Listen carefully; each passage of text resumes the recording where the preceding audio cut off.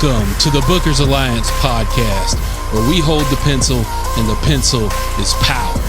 Coming at you right now is your host, Marky Mark, along with the man, the myth, the legend, Frank Donaldson. Join us as we discuss the ever-changing landscape of professional wrestling. So hang on tight, you jabronis, and enjoy the ride.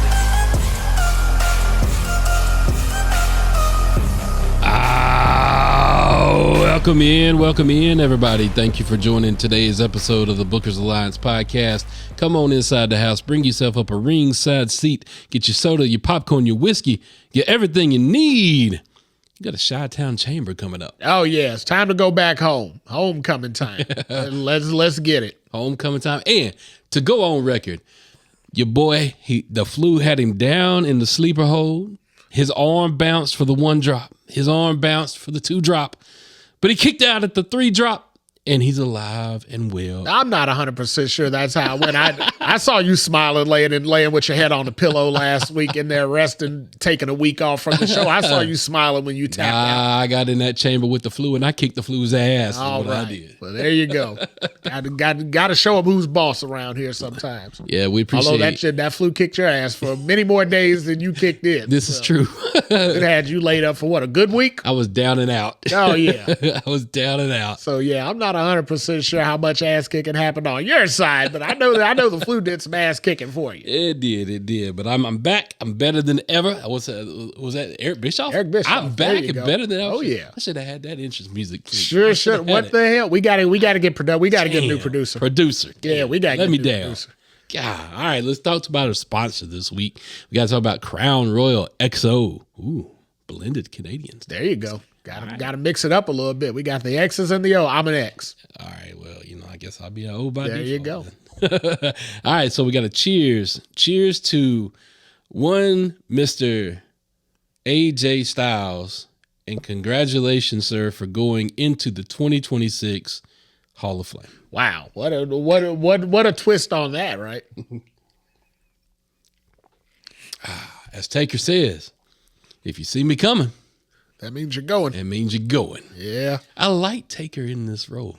Yeah, it works, right? It works so for him. The only problem is now, because it's been 2, it's kind of going to be expected. Like every time you hear the gong, every time you see him, yeah, now you're going to think, oh, who's he inducted now? And you know what? If it only happens once or twice a year, like if he gets A and B, right? Yeah. Okay. If you get your top people in there, but I mean, if he does it for like, let's say there's 6 every year, and he's doing it for 6, after a while, you're like, all right, the novelty's worn off. I'm over it, Yeah. And I don't want him doing it on his damn show, because what we don't need is Michelle McWhiford talking about who needs to get inducted in the Hall of Fame and what their credentials are. Right? Yeah, we don't need that. But I do like I'm this. I'm surprised she wasn't on the back of the damn bike last night. You know what? She very well could have. Right. I'm hoping I didn't just give them an idea. Right. Because it's to take your wife to work day on Monday nights now. So now we'll see Taker inducting everybody on the motorcycle with his ball and chain in tow, as they call it. Taker's kind of putting himself into the role. Well, I won't say he's putting himself. He's just assuming the role, kind of like Peyton Manning has assumed for the NFL. He's the historian, advertised guy. The advertised guy, yeah, yeah. But I mean, it used to be. I can't remember the guy's name, but when it was time for the NFL Hall of Fame, it was the guy that would always show up at the door and do the knock. Yeah. And now that's become Peyton. Yeah. Peyton does that. Well, now it's Taker for the WWE. Yeah, I kind of like this role. I like the fact that when he was coming, as soon as I saw him come out on the bike, I kind of had a feeling. So I'll be honest, I didn't. I thought he was just coming out to like wish him well, because he retired Taker, right? And I figured maybe he would just do him the same, kind of give him the same accolade, give him the same flowers. So, yeah, when he said, obviously when he said the line about, when you see me coming, I guess that means you're going. I'm like, oh, get out of here. I was like, he's not going to tell him he's going to the Hall of Fame, is he? I love the way he started it, though, with him. He looked down at the coat and the gloves and the ring, and he was like, what are you doing? You just going to leave your stuff here? Yeah. Like, we got unfinished business. And I'm like, oh, shit. Yeah, did you see AJ's face when he said that? AJ's like what? He's like, what? Right, because he's like, I can't carry your old ass through another match now. You had double knee replacement. Yeah, that's what I said. AJ's like, I can't can't carry your old ass to another match here. We're done with AJ's that. like, I'm retiring because I'm starting to feel the bad way. He's like, hell, I barely carrying myself through this. I damn sure get you through another one. He's like, hell, we did that once. But I loved it. And you could tell, like, it totally caught AJ by surprise, which was cool. Yeah. I do like the surprise Hall of Fame inductions. I think cool. I do like that now. Yeah. And we've gotten it before. Like, you know, when they've done their Unreals and their, you know, behind the scenes deals they do on the packages for the Hall of Fame. We get like that surprise shock that they get. You know, usually it's like Triple H calling or something like that. But I like it in this manner, especially for AJ. You know, it was AJ Appreciation Night in Georgia or whatnot. And then you surprise him like that. That's really, really good. And then, you know, same thing with Stephanie, right? I think Taker caught her on her birthday, if I remember. Yep. And she's thinking, oh, you know, he's coming out to say happy birthday to me, you know, just leave it at that. And then bam, you know, you got it. But that's what I mean. At this point now, you get no more surprises when Taker comes out on a monumental day, right? Like if it's, you know, like, I don't know, Vince McMahon's birthday or whatever, then all of a sudden the Taker pops up. Okay, well, we see where it's going here, but I do appreciate, though, I do appreciate Hunter and everybody at WWE listening to you boys. I appreciate it because, you know, Marky Mark here, I did have a request after it was all said and done in Saudi. Remember what I said? Yeah. I said, you know, bring him home and let the fans over here get a chance. Yeah. You know, no, I definitely appreciate the fact that they capitalized on that and getting it in Georgia. I mean, you know. Well, like he said, you know, I didn't take my gloves off over there because I want to take them off over here. I wanted to leave them at home. Yeah. And that, I think that meant something to him. I will say, as a husband, though, I appreciate AJ for what he had to say regarding his family and his wife. Yeah. I love the fact that he said the biggest flex that I've got is my wife. That to me, that was cool because, I mean, how many of these people do you see, especially when their spouse is not in this business, do you see them stand the test of time like him, you know, him and his wife did? You don't see that. No, it's definitely not common. But, I mean, let's be honest. AJ isn't the common superstar, right? No, he's not. Most wrestlers get they get the money, they get the flash, they turn into a celebrity, right? I mean, I feel like Allen stayed a good old country boy the whole time, right? Like, you know, it never got to him that he's this or he never wanted to be like Ric Flair or anything. Although TNA tried that. They definitely wanted to make AJ Ric Flair, which, woo, talk about mistakes. But I get it, you know, but he never wanted to be bigger than he was. He never wanted to be that larger than life character. He just wanted to be, you know, a guy. And I think that's why so many of the talent, when they talked to him, just said, you know, he's probably one of the nicest, most genuine guys in the locker room because he wasn't playing the role outside of the off camera and things like that. Even Hunter went on and tweeted a statement that was actually pretty cool. Hunter, you know, he said, look, I've long said in this business that in order to get anywhere, you got to piss somebody off. Yeah. And he's like, AJ never did that. He's like, AJ kind of set a new standard for what it means to run this business and retire from it with respect. That's true, but let's talk about that just for 1 second here. Had AJ been that, you know, that HBK, that prick type character, do you think AJ would have had a lot more success given his talent? I think success is in the eye of the person who's measuring it. And I saw a screenshot of, you know, when they put the wrestler up there and then they put all the accolades underneath them and all the belts that they've won over the years and things like that.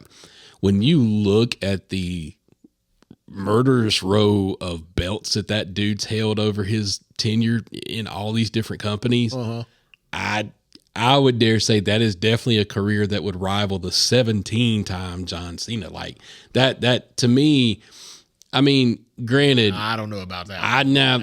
So for me, AJ, talk this one through here. For me, AJ holds a special place in my heart. AJ was the one person that made me look at TNA and go, "This X Division is something else." This reminds me of the luchador invasion in WCW, the Rey Mysterio movement, right? Yeah. That's what it reminded me of. And then when I saw AJ, you got to remember, I'm the gypsy, I wonder. So when I saw AJ kick out of TNA and go over to New Japan, and then everything that he did in New Japan, especially in the Bullet Club, you're in the ring with guys that were already working your style. AJ was special over here because nobody was working AJ's style.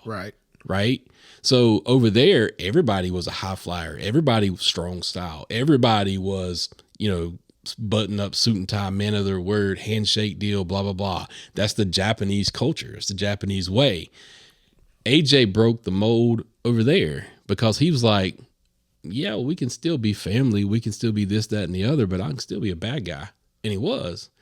Kicking himself into the Bullet Club like he did, you couldn't break in like that over there. It took a special type of a person, and AJ kind of did that. And then not to mention, when he finally was all said and done over there, I didn't remember this. He held the NWA heavyweight champ 3 times. So that was in TNA. I mean, TNA, when they originally started, they were right. They had the NWA championship. I didn't remember that. Like I was blank on that. And then when you look at everything else that he had held as far as all the other titles, John held how many titles? John Cena? Yeah. 17 world titles. Multiple tag and the US, the IC. I mean, he was what do they call it? A Grand Slam champion. So right. He held everything. He held everything all in one company. Yeah. AJ did that in multiple companies. He was a Grand Slam champion in multiple companies. Very true. But when I look at in-ring work, like let's just go strictly on in-ring work, I'd compare AJ to like Shawn Michaels. I mean, he's literally in that kind of conversation. Agreed, but I'm just talking about the weight of AJ Styles. So I get it, but again, you're that weight only carries with a select small group of fans, right? No. Yeah, I'm sorry to break it to you. Not a small group of fans. I know you think Japan is like you're like Meltzer, right? You think if it I'm far from Meltzer. If it had 85,000 people in the Tokyo Dome with 17 stars and it was a grade A+ match and all that, I get it, but in the grander scheme of professional wrestling, it's WWE, right? But see, I'm also the guy that's going to look at you and tell you Sting's more important to me than Hulk Hogan was.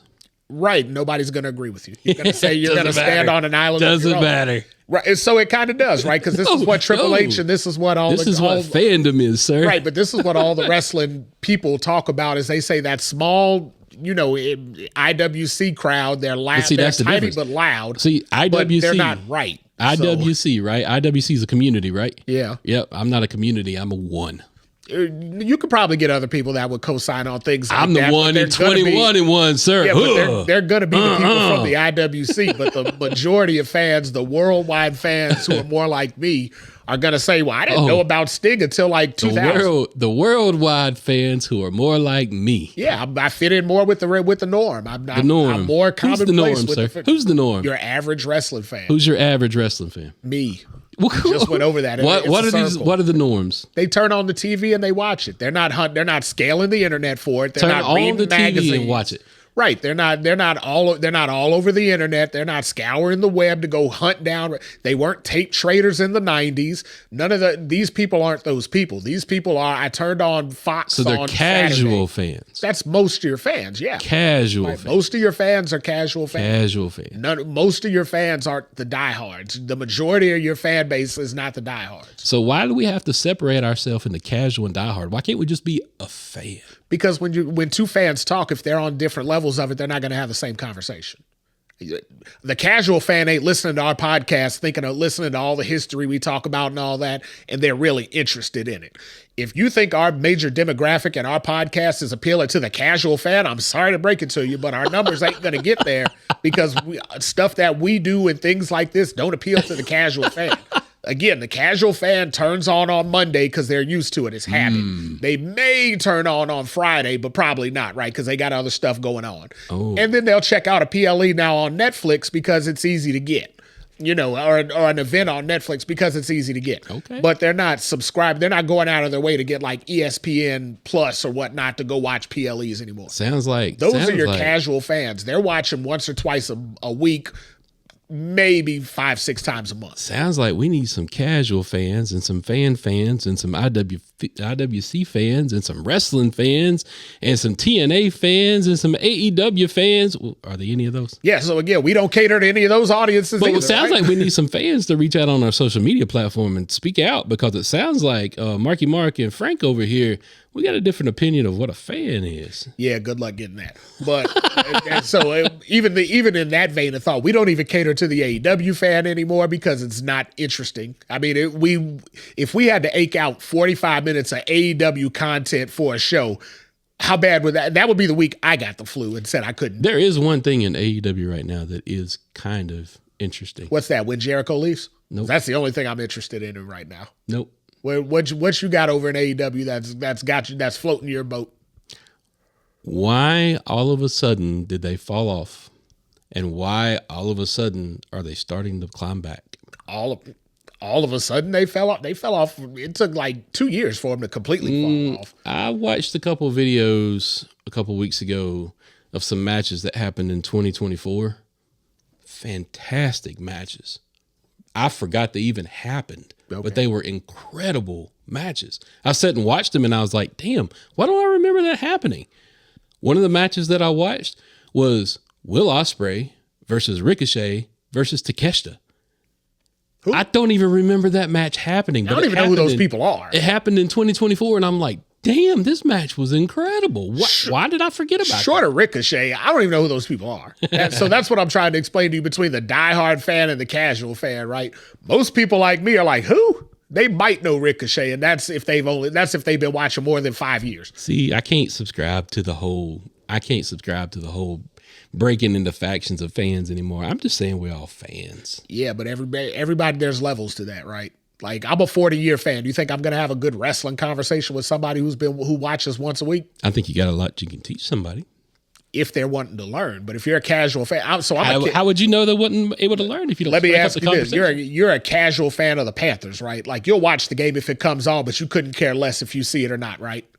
Didn't used to be, but now I would say that I'm more of a fan of football than I am a fan of any team. Exactly. So, well, yeah, that's because your team's trash. But I mean, so I get that. Of course you would. Of course you look at the grand scheme of things. We've had this conversation before. We've had this conversation before, though. Football season, I can turn a game on no matter what it is. It's football. I can sit and watch it. Well, right. That's what I'm saying. That's what I'm saying. You're a casual fan of it, but you're local to the Panthers. So if I tell you, hey, I got a free ticket to the Panthers game, you're probably going to go, right? Depends. On what? You think the Cowboys getting their ass whooped on 4 o'clock is more appealing than going to an actual live football game and having fun? It depends on what else I got going on. Yeah, so forget, sir, I'm a dad. Right, but so I'm looking at just football season. Okay, just football season. Yeah, somebody handed me a free ticket. Yeah, I'm going. Exactly. But that's also the same for a NASCAR race, an NBA game, well, yeah, because it's local to you, though, right? Right. Like if I tell you I got free tickets to the Spurs, I bet you won't be like, oh, well, let's hop on a plane and pop off right now. Let's go. Because there's a lot of preparing. Actually, I've never been to San Antonio. That sounds fun. So, out of all the places that sound like fun to go it ain't the Spurs. That ain't where I'm gonna pick first. Look, when you say the Spurs, the only person that comes to my head is David Robinson. Yeah, okay? and he retired at least 20 years ago. Wait, so we ain't seen him. Carlos Boozer was out there at one point, right? Who? Yes, Tim Duncan, sir. Tim Duncan. Right. Carlos Boozer was out there too. Who? Yeah, again, that's like one of the greatest centers of Duke basketball. Dude, Carlos Boozer wrestled Will Ospreay in the Tokyo Dome in 2024 on AEW. I don't know what you're saying right now, but I'm talking about casual watching people. No one casually watches the Spurs and says Carlos Boozer played there once. Okay, right? Tim Duncan, that's another local. He's the only one. He's another local. Right, boy. Wake Forest. Yeah, Wake Forest. But he's the only one. When I think of the Spurs and anybody I would care about, it'd be Tim Duncan. And come to find out, I don't even know if Tim Duncan cares about being alive these days. He's just kind of existing and floating through. But I digress. I don't know where we're at right now. I don't know how we got here. But we were talking about fandom, sir. Fandom, indeed. No, that's why I say I digress on that. But as far as just the AEW product, we don't cater to them anymore because there wasn't enough interest in it, right? Like I said, you're talking about 2024. Now, you said, how are they coming back? I need to know where you see them coming back. What do they have going on right now that's intriguing you? There is a really interesting program that's happening between Kenny Omega and Swerve Strickland. Who? Yeah. Dude, yep. This is as bad as WWE stuff. This is why WWE is starting to slip a little bit because they're relying on these names to get. Holy hell, where are you digging these guys up from? Because I actually watch content, sir. What content are you getting from AEW? They had. So I know the people you're talking about. Obviously, I know who they are. And remember, I showed you. As a matter of fact, while you were sick, those two guys had a match and did some crazy, outrageous spots in that match. On a Wednesday night. On a Wednesday night with, I think, 400,000 people watching. Why? What the hell was the purpose of it? Did they think they were going to generate eyes to the product by doing nonsense like that? Word on the street was Kenny's schedule got moved around, and they had to do the blow-off match when they could. So Kenny requested it on a Wednesday night, and then they got it. And that's why Kenny shouldn't be an EVP in that company. Jesus Christ. God, just start digging the grave now. It ain't going. So if you think they're researching, I'm sorry to tell you, you know how like they say right before people die, they get that where you see your whole life flash before your eyes and it perks you up a little bit. This may be that. And that's all I got. There's nowhere else to go with that. But back to WWE, back to something relatively interesting. Not completely interesting, mind you, because this road to WrestleMania is ass. But we'll get to that. We've got about a month to talk about that. So, all right. So we got to talk about an injury that did happen on Monday Night Raw, though. More ass. Unfortunately, more ruins. Unfortunately, one of our big men that we were pulling for, big Bronson Reed, unfortunately had a bicep tear happen Monday night. He is going to be out of action indefinitely. If I am Austin Theory or Logan Paul right now in the Vision, I'm looking at Paul Heyman and going, get me the fuck out of this group. Well, they need to wrap themselves in bubble wrap. That group is cursed. Yeah. That group is cursed. So the three original members of the Vision, right? Seth Rollins, Bronson Reed, and Braun Breaker, right? Yep. I saw somebody put online today, I don't know who it was, so I can't give them credit, so I'm stealing it and claiming it as my own. They said, you might as well rename the Vision the Shelf. The Shelf. Yeah, because that's where all their asses are. They're all on the shelf. They're right on the now. shelf. The only one that's actually surviving right now is Paul. Yeah. Which, when you look at that, it's like, holy hell. The Walrus. Yeah, I thought he would be the first one to croak out of those four guys. But he's the only one that can actually appear in Mania healthy. Yeah, and notice how he attached himself right to Brock Lesnar. Yeah. Just in the nick of because he time. was like, you know what? Yep. This ship's going down like the Titanic. He's I'm jumping. Yeah, he saw Rose on the door. He said, you know what? You got room for two. Yep. Get me out of this nonsense. And yeah, unfortunately for Logan Paul and Austin Theory, I think they're going to be stuck shouldering whatever they do with the Vision at Mania. You want to make the Vision. God bless them. You want to make the Vision relevant right now? The only way that you can do it in my mind, put the tag belts on them right now. Let Logan Paul and Austin Theory be tag champs. I saw someone say that earlier, but then really? Yeah, I saw that. I saw that actually. Somebody's online. thinking the way I'm thinking. Yeah, I saw that yesterday. But when I saw it, the first thing I thought is, well, what do you do with the Usos now? Well, where do they go from here? You let them chase. Into Mania, though? It ain't like they're defending them belts. At Mania? It ain't like they're defending them belts. Jay's in the chamber. Well, yeah, but nobody cares about them belts. But nobody that's cares what I about mean. Jay right now either. But that's the thing. Somebody said that, but they said do that going into Mania. My thought is, if you're gonna do it with the Vision, at least do it at Mania, right? At least make it worth something. Otherwise, you're having another match with Swerve and Kenny Omega on a Wednesday night. Do it at Mania. Make it worth something. I don't know. I heard a wise gentleman say Monday night that Mania is kind of losing its luster. Yeah, I just said that a minute ago, but apparently ticket sales never got their luster. But we've got 6 weeks to complain about Mania. Complain we will. So Marky Mark's he likes to poke the bear tonight, apparently. Yeah, again, complain we will, because the next 6 weeks, unless a whole lot of shaking going on in there's going to be a lot of complaining. Because let me just tell you, 42 damn sure don't look like 40. It look a little bit like 41, but 41 at least had something, right? All right, so let's talk about this build that's happening. Let's talk about the chamber, the consequences thereof. Let's talk about the men's chamber. We got to talk about the participants. You got Randy Orton, Cody Rhodes, Trick Willie, LA Knight, Jey Uso, Yeet, and Javon Evans. Yep, and they're all contending in the chamber to wrestle Drew McIntyre in the match at Mania, because it's not going to be the main event. See, this is why this chamber, for whatever reason, look, I've seen chambers where the U.S. title was defended. Yeah. I've seen chambers where the tag champs were kind of crowned in the chamber match. Yeah. This is the one men's chamber that I have seen that it doesn't add up. Something's missing. Star power. Well, it ain't star power, because I can't look at it and go Randy and Cody's in there and there's not star power. Right, but that's it. No. The other four guys are interchangeable with half the roster. To me, one of the biggest stars right now is a rookie running around in his lemon pepper steppers. That's Trick Willie. I agree. It's a showcase for a guy like Trick, but if gun to your head right now, what's the odds of Trick winning that damn elimination? Slim to none. Exactly. And Slim's push. But this is why though. It's because the story for Drew McIntyre has already been built without the chamber. Yeah, exactly. We've that's said, why I say that's what I mean by star power. We already know what the main event for Mania is supposed to be. I mean, the main event for Drew's belt is a 3-way dance between him, Cody, and Jacob. And a guy that ain't even in the chamber. So I mean that's why I'm saying this chamber, something's missing on it. It don't make sense. So for me, again, I'm leaning into star power. And the reason I say that, not to say that the guys that are in it aren't stars, right?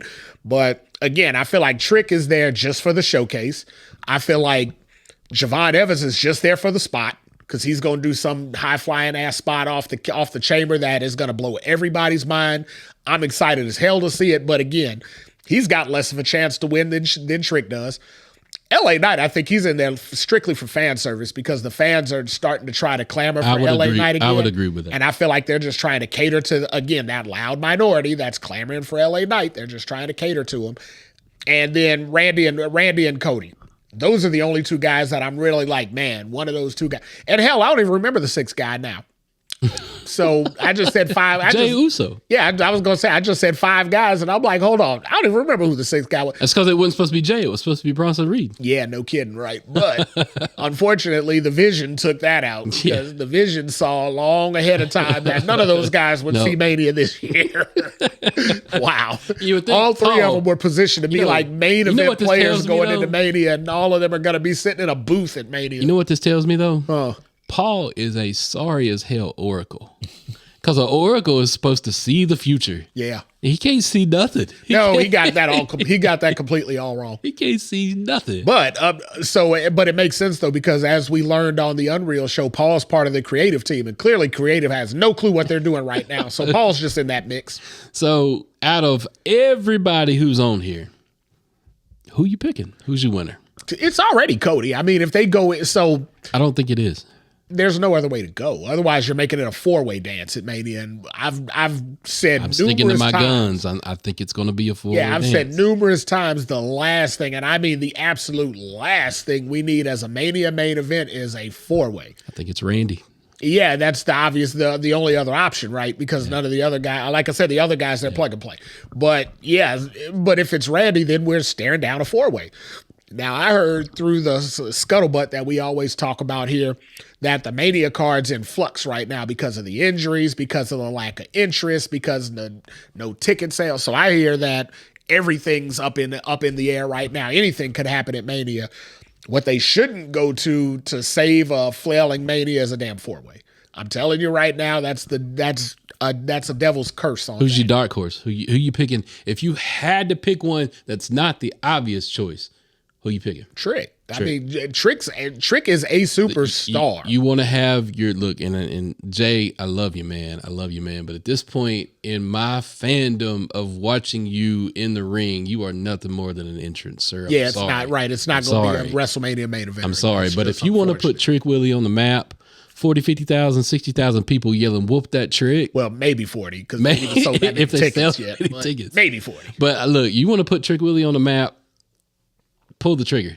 I'm 100% behind the idea because, we've been on the Trick bandwagon since, Trick started. I mean, since he Trick is 98. Broke off from Mello, we kind of been on that push this dude. Trick is running at 98 Rock kind of moment. Yeah, he's about as hot as a guy can get. But as we know, that ain't when Triple H and the WWE pull the trigger on any guy. They usually wait until after they reach their peak and then start coming down. Then they try and build it again. That's what they did with LA Knight. They completely missed the boat on LA Knight. All right, let's talk about the women's chamber. What did we come up with in the men's chamber? So I mean, you're saying we Cody. Just don't care? You're saying Cody. I'm saying Randy, and we're both dark horse. All right, we'll stick with that then. And if it goes any other way, then I ain't even watching Mania. At that point, just put me out of my misery. Now that's less than a casual fan, sir. Even a casual fan watches Mania. It's on ESPN this year. We don't know who's gonna watch Mania. Last year was on Peacock. Gonna get it. Yeah, this year it could be completely up in the air. All of us VPN watchers are struggling right now. Stop putting that out there, right? Nobody's doing that. Okay, we're all watching the normal way. Stephanie showed me how. Okay, yeah, you hadn't seen that commercial back on that show no more, have you? Nope. You ain't heard Stephanie say. Matter Matter of fact, I don't know if you got to see, but Royce Keys did Stephanie's show. Interview. Yeah, Royce made a mention about the good old black box back in the day. And boy, Stephanie got out of that conversation real fast. She said, like, "Oh, my daddy would kill me if we talk about this." Yeah, absolutely. She said, "Oh, yeah, those. What about what you said? Your brother died, huh?" Yeah. Royce was like, "Oh, wow, stunner." Okay, but no, anything to get out of that. But all right, moving on to the women's chamber. All right, let's talk now. There's action here, so I'm in. We got action here, so let's talk about it. So we got Tiffany Stratton. Yeah, we do. Rhea Ripley, Alexa Bliss. We do. Asuka, Kiana James, and Raquel Rodriguez. Yeah, so I'm going to start with the dark horse right now. We ain't going to the winner. I'm going to start with the Kiana James is my dark horse winner all day long. Absolutely. So up until about, what was that, 2 weeks ago, 3 weeks ago? Yep. Couldn't have asked me in the street, casual fan, right? Wouldn't have known who Kiana James was. Couldn't have. I noticed you said ask you. Couldn't have picked me out of a lineup, though. Couldn't have picked her out of a lineup a month ago. Had you told me, hey, Kiana James, you put eight WWE, NXT, TNA, AEW women up on a thing, couldn't have picked Kiana and told me, who is Kiana James? I probably would have been like, that girl. It would have been whatever random girl I happened to point at the time. After we went to SmackDown, though, you got to see it in person. Remember how we talked about how like Carmelo's stuff looks a lot better in person than it does on TV? Yep. Well, let me just say, Kiana James's stuff looks a lot better in person than it projects on TV. So you're saying she's got some assets? I'm saying she's got the qualities that will lead her to the top of this division of this women's to the mountain division. peaks. To the mountain peaks. Absolutely. Right? So much like Liv Morgan accentuated on Monday, but we will wander into that a little bit later. Maybe. Lord, that girl was in the Dukes of Hazzard. Yeah, maybe we don't need to wander into that. At this point now, maybe we don't need to Dom's wander already into that. wandering there. Yeah, we don't need to. Yeah, he definitely wandered. He's wondering about divorce lawyers. He's wondering about a whole bunch of things. He's wandering into troubled land and wondering about his marriage. But I digress. Gotta get back on track. All right, so we're talking about Kiana James as the dark horse. Look, we were sitting there chit-chatting Kiana James in that triple threat match, and I'm sitting there going, damn, wouldn't it be cool if she just sweep right in there, steal that victory, and move on to the chamber? Look, just like I would prefer to see Trick win this chamber match because of the unpredictability. Yep. Kiana James is a unpredictable card in this deck right now. We don't know where in the world and what's going to happen with Kiana James. But that's what's great about her being in this match. Yeah. Because you don't know. It's the element of, well, if Liv has already called out Stephanie, this could be Kiana James versus Jade Cargill. No. So, unfortunately, he says no. Unfortunately, I do like the idea of her being in it because of that dark horse thing. But I'm gonna ask you the same question I asked you about Trick Willie over on the other side over there. Gun to your head right now, you had to pick. What's the chances that you think Kiana James has of winning? Nope. Yeah, exactly. It's between Rhea Slim and Ripley Dunn again, and Slim ain't got a whole lot of options. It's Rhea Ripley all day long. You think Rhea? Yeah. I think Tiffany Stratton. I don't. You know why I think Tiffany Stratton? Rematch between her and Jaden? It's the safe bet. I mean, we don't. Can you imagine what Jade and Rhea might look like at a Mania? You got to remember, we're on the grandest stage of all with all the eyes watching. I don't necessarily know you want to put Jade in a vulnerable position in that. I think status. Rhea is going to make her look better than Tiffany did. So I think Tiffany, as much as I love Tiffany Stratton, yeah, as much as I've been a fan of Tiffany Stratton and pulled for her in the past, my opinion of Tiffany Stratton, unfortunately, she's still as green as Jade is right now. Well, that's because you saw with that boyfriend last week on social media. I know. So I'm jaded. You've been kind of shitty. You've been kind of shitty about Tiffany all week. I noticed Jade that. got me jaded. Yeah, you weren't necessarily on the bandwagon for Tiffany ever since she had. Now, when she was just posting arms and stuff, you didn't see. But it seemed like when the face came out, all of a sudden, I noticed you sour on her a little bit. But. So Rhea may be able to do that, but my fear is that those two just work a very similar style. They both work the big, the kind of big man style and the strong man style. It's going to be interesting to see those two tussle if they go that way. The one match that would be a Joker's Wild scenario to me would be Asuka. That could be interesting because I feel like Asuka could work around anybody. It's a different mix of styles. I don't want to see Alexa. Alexa's too small. So I was gonna say, when you said the Joker's Wild match, the joke match would be as if they put Alexa in there. Because if it was Alexa and Jade, hell, you just read that's a Goldberg match. She's too small, and I don't know. She's cute though. I don't understand I don't understand the tease of Charlotte and Jade if Charlotte wasn't going to get in the chamber. I don't get it. I'm at a loss because look, you can't be going, oh, we're setting it up for Charlotte and Jade for Mania 43. Stop.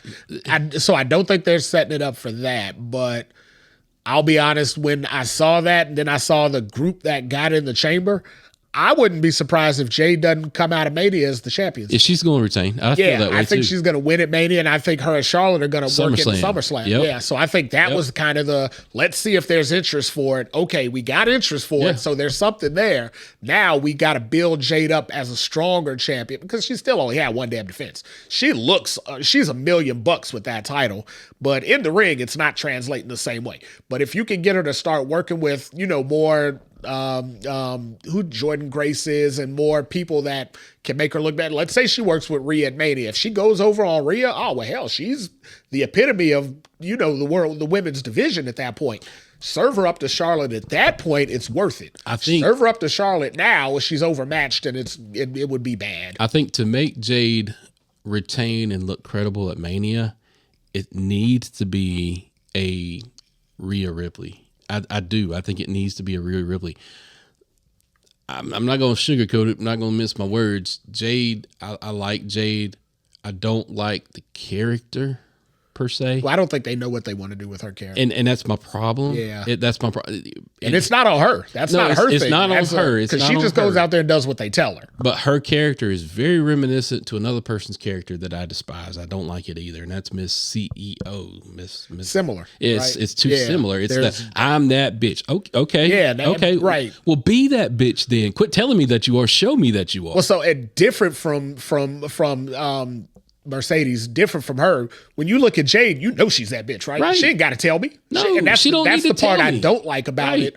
Is when you look like her, you ain't got to tell me shit. No, just go out there and whoop ass, whack somebody's ass. Right. And once I see it, I should be the one. The fans should be the ones out there saying she's that bitch. She don't have to say a damn thing. I should be looking at Jade Cargill and be so hype about Jade Cargill, just like I am big Bronson Reed. Yeah.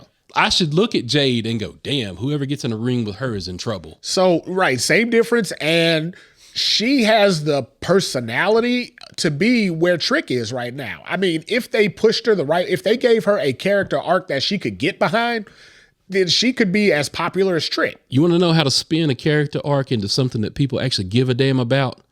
Yeah, I want to hear your opinion on Naomi. Okay. Naomi was a funkadelic. Yeah. She was, it's glow time. Yeah. No. Nobody bought into that shit.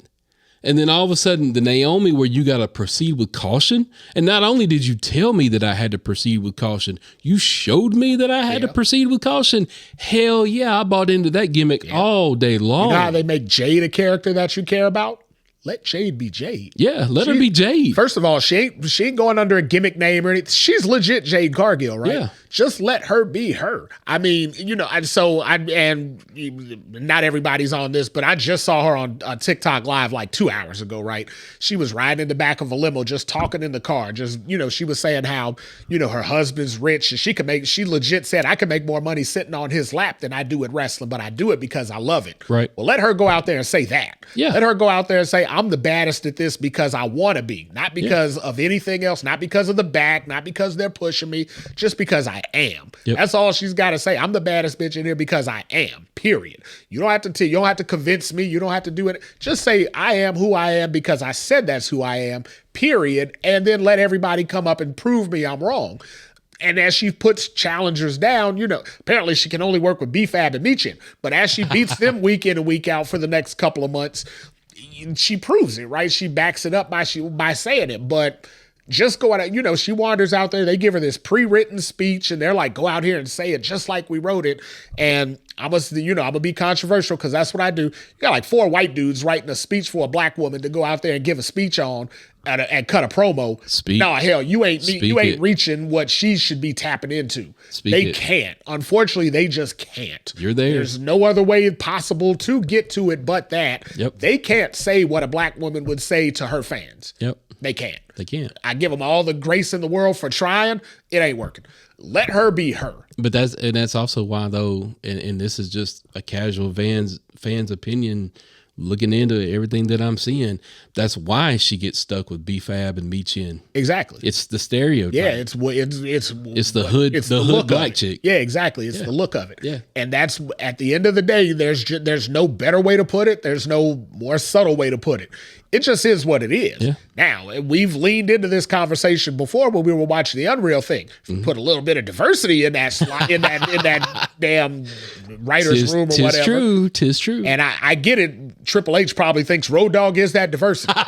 No, he's not. I'm here to tell you guys, he ain't. He's not. So don't call X-Pac for backup when you're trying to write for black characters, right? Let's stop doing that. Road Dogg and X-Pac ain't your black character reference.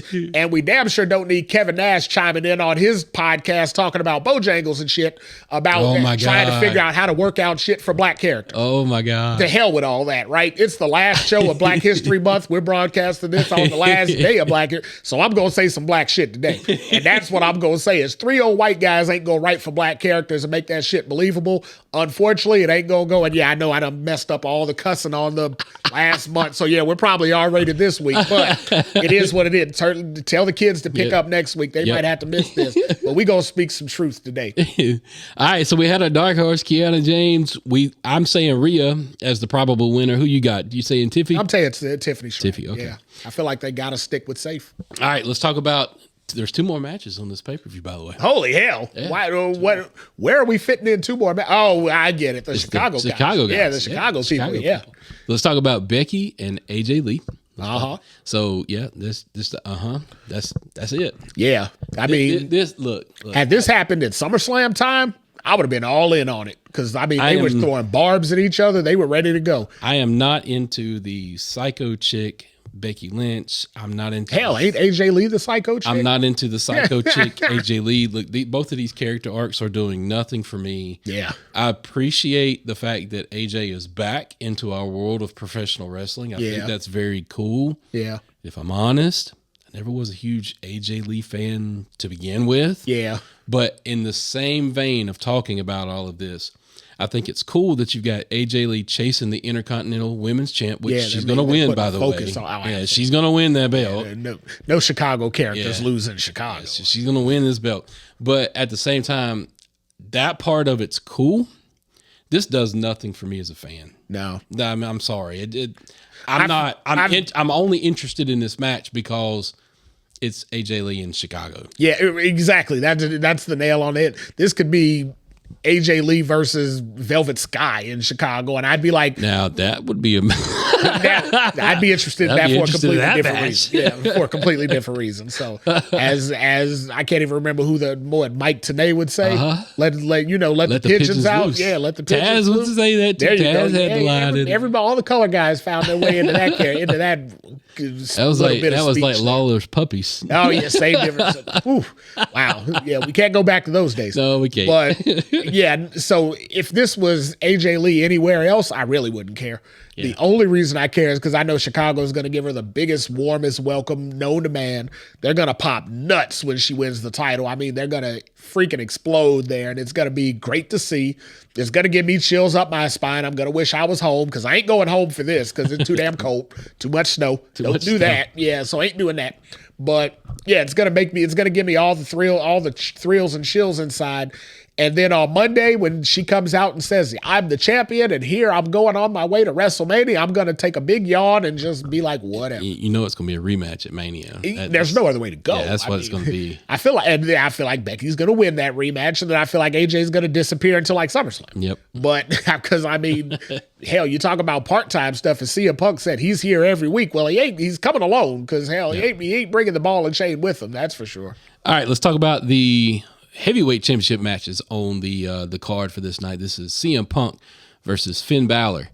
I think we're going to get something a little out of the ordinary in this match. Well, as far as the match itself goes, rewind everything I just said about AJ Lee and Becky and just plug and play and put CM Punk in there. Because nothing's going to change. I feel like everything I just said about AJ translates right over to CM Punk. Same winner, same reason, same carry on to Monday. Correct. But I think you're going to get a different version of Finn Balor. You think we're going to get the Judgment Day less to Finn Balor maybe with a splash of face paint or whatnot?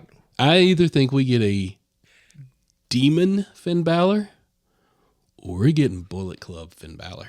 So either one will pop Chicago real hard. Yeah. So if you're looking to get some interest Chicago in this is more than your casual fan.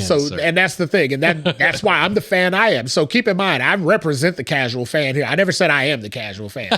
Those people from Chicago, if you're look at the back pedal. Look at the back pedal. Well, no, I've never believe me, I'm the wrestling historian here. No casual fan can spit off the history. I will agree with that. You are the historian. Right. Sir. Nobody's gonna spit off the history I can that casually watch it. But in Chicago, I mean, if you're that dedicated in Chicago, you've probably seen Finn Balor in Ring of Honor. You've definitely seen CM Punk in Ring of Honor. Yep. You've seen those guys. Hell, we saw CM Punk wrestle in gyms and stuff there. So I remember him wrestling when they would say his name, and I'm like, that ain't WWE. I ain't going to see that.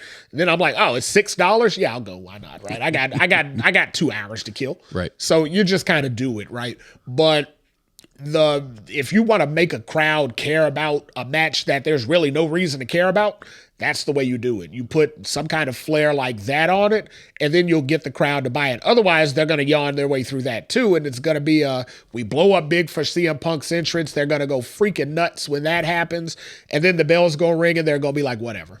I'm interested to see if he pulls the Demon card back out of the hat, and here's why I think we will. Finn Balor had an interview where he said the Demon part of his character got kind of bastardized. Yeah. Unfortunately. He started having him do it just whenever, and then he lost to the Fiend, and that was... And then they made it like, well, Finn has to go to the Demon aspect in order to be a different level. It's not just Finn Balor, but now it's the Demon Finn Balor. Mm-hmm. But according to Finn, that's not what the Demon was all about. Okay. The Demon was all about a place where he needed to get to where he didn't care. Okay. You know, Prince Devitt in New Japan, when he was running, Ooh. You see? I know. Yeah, see that. You don't know. Right, that's IWC shit there. But when he was running that character in New Japan. I just heard 7 million radios coming on. That was a character. That was a character that was able to hang in the fiercest of battles just because he was a guy that was hanging with people he shouldn't have been hanging with, according to the crowd there. Okay. They were like, look, this dude, he's an outsider. None of our people should be having a tough time beating this guy. Mm-hmm. But unfortunately, Finn hung in there and he developed this other part of who he is that was like, this is my war cry. And to him, the Demon isn't like, well, I've got to tap into the Demon because I can't beat him otherwise. Mm-hmm. It's like William Wallace putting him on his face paint in Braveheart. It's like, I'm going. What? Then with the rest of the radios. Holy hell. How do we go back to Braveheart? Good God. So for me, every Jewish listener literally just cut their radio off right so for now. Me, they're not listening to another word we say. Oh God. For me, I do want to see Finn come out in the Demon face paint. I think it would be cool to see Punk react to that. Okay. Even if Finn comes out in not Judgment Day colors or shirt, if he comes out, God forbid, if he ever came out in a actual Bullet Club shirt. Yeah, so that would be wild, especially in Chicago. Nobody would appreciate it more than a Chicago crowd would. Unfortunately, I feel like I got to break your heart and say none of that shit's going to happen. You're probably right. Unfortunately, I think he's going to come out Judgment Day fully represented, and I think that's where the angle where him and Dom going into Mania, is going to start there. Now, what you said about the Demon character, I do think breaking off from the Judgment Day and let's say 4 weeks of subsequent beatdowns from the Judgment Day could lead him to that character in Mania. Could. And he could win, beat Dom at Mania under the Demon banner at that point. And I feel like that's more of a Triple H style booking thing than to lean into the Chicago crowd and just pop it. I feel like if you're going to do it, you need build for it, right? Let's be honest. If you're going to bring out the demon character, you don't just do it. I mean, you give a reason for it, you lead up to it, you tell the story, and you make people excited to see it. Popping him in Chicago is great for Chicago, but then he's losing. So I mean, it would be great for Chicago, but there's nothing after it because he loses and now it's just dead. So if you do it at Mania though, where he's gonna get the W, he's gonna leave Judgment Day, break off, and go do his own thing. If you do that at Mania, I feel like that gives it more weight. It makes it more worthwhile. It does right by the character, because if you just send him out there to lose again, that's just bastardizing it again, just like you did with The Fiend before. True. But if you give him, if you build up to it, you create the interest around the character, you give the backstory, then you give him the character at Mania and let him win, I feel like that's the only way to really use the demon character, so to speak. The only unfortunate thing about this whole thing, and it's the whole thing involved, is back when Finn was the demon is when he won the Universal title, and that's where we thought he was going to ascend to, main event level wrestling and wrestle his whole career that way. And unfortunately, injury took him that way. The only unfortunate thing is that all of this that we're talking about is going to be over the IC title. And we just talked about how with the women, they're making a point to focus on the IC title. They're putting a lot of flash behind it, making a big thing. They don't necessarily do that for the Intercontinental title for the men's, right? They got it on Dom, who hasn't wrestled in like 6 months or whatever, in the case, probably like 2 months, but nonetheless, you get where I'm going. There hasn't been enough behind the IC title lately to say, man, this is a marquee match at WrestleMania to break out the demon for. At this point, without the story behind it, it would just be a match. So, I mean, they would need to take all of March and the first 2 weeks of April to really, really put build behind it and put some thought into that story to make it get to where we just got it to. Because sure, we can do it because we don't have a horse in the race. We don't already have pre-planned stuff that we got to get to and all that other. We're just booking on the fly for what could we do great for Finn Balor, right? So I get it. They got others. But if they're already looking at reshuffling the deck at Mania, reshuffle it to that. Because I think we got him to a comfortable place where Finn could have a nice focus, even though it's a secondary title, and still get that W. Because let's face it, he ain't wrestling CM Punk at WrestleMania. He ain't wrestling Roman Reigns at WrestleMania. He ain't getting in no chamber and wrestling Drew at WrestleMania. That just ain't gonna happen. They don't need to mess up the Punk Roman match. No, anything you do in that at this point now ruins the only good thing they got going for Mania right now, because that's it.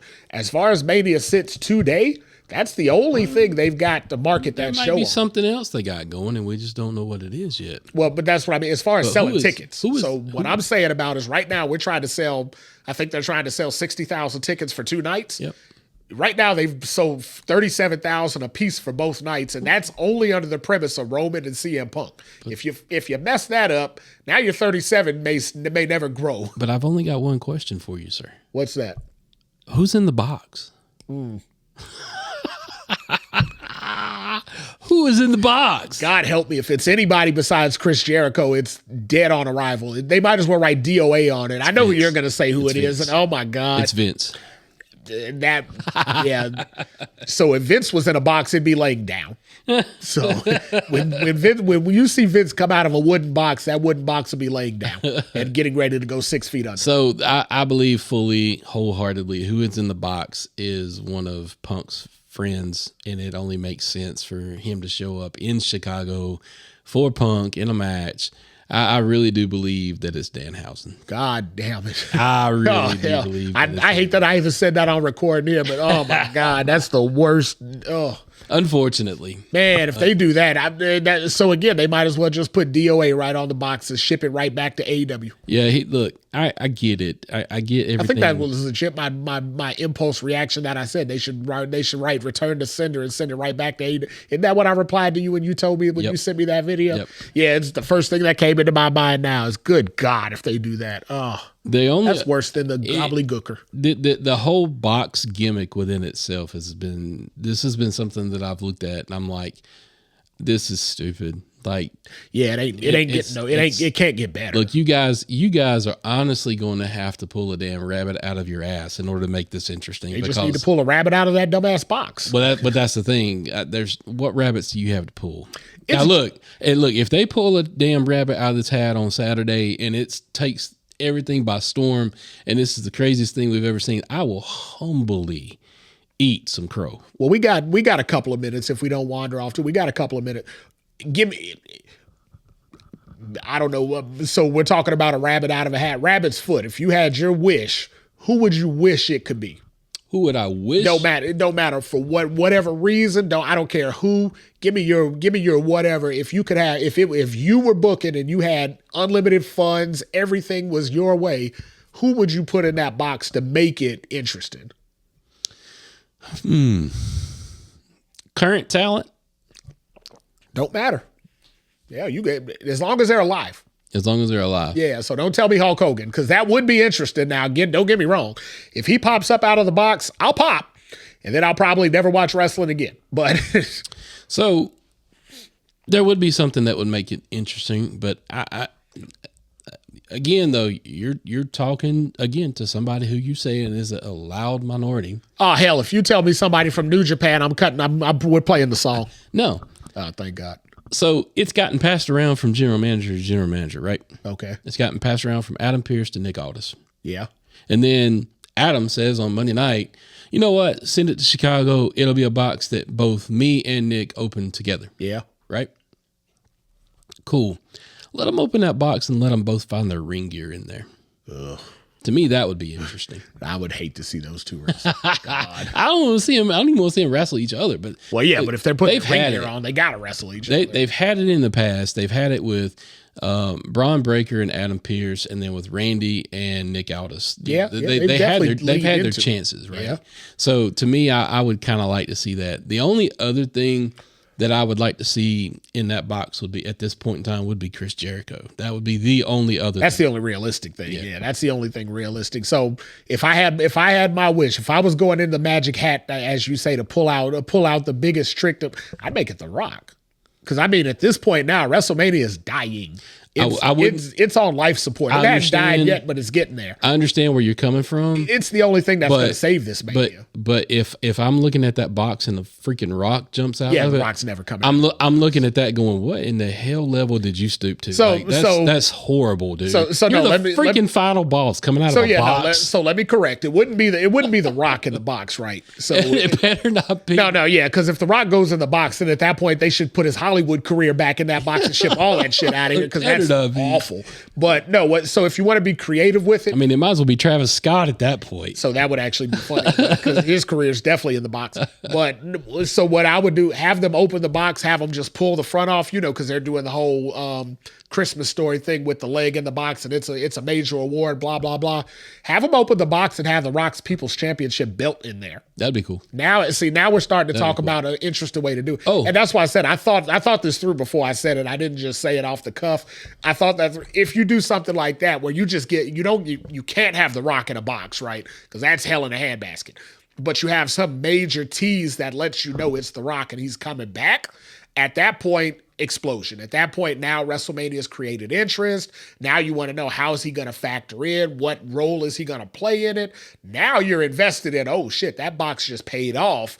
It's not trash. If Danhausen comes out of that box, you're going to get a collective groan, because let's see, the people in Chicago know who it is. No one at home will. Again, we're back in that casual fan thing. No one at home is going to know who that guy is. It's going to be the gobbledygooker all over again. All right. So what if we do this? What if we build on your thought real quick before we wrap up today's show? We build on your thought. What if it is the People's Champ? What if there's a note inside there that, this the People's Champ? They pick up the note and it says a reservation for one. And then it says, this seat is at the head of the table. Oh, wow. Okay. Could you imagine? All right. So that's that, right? Mm-hmm. Roman goes over on Punk in his match at Mania, right? Yeah. Roman lifts the belt in the air. The final boss's music hits. Comes down, wanders down to the ring. Roman's got that belt in the air. Rock's got his belt in the air.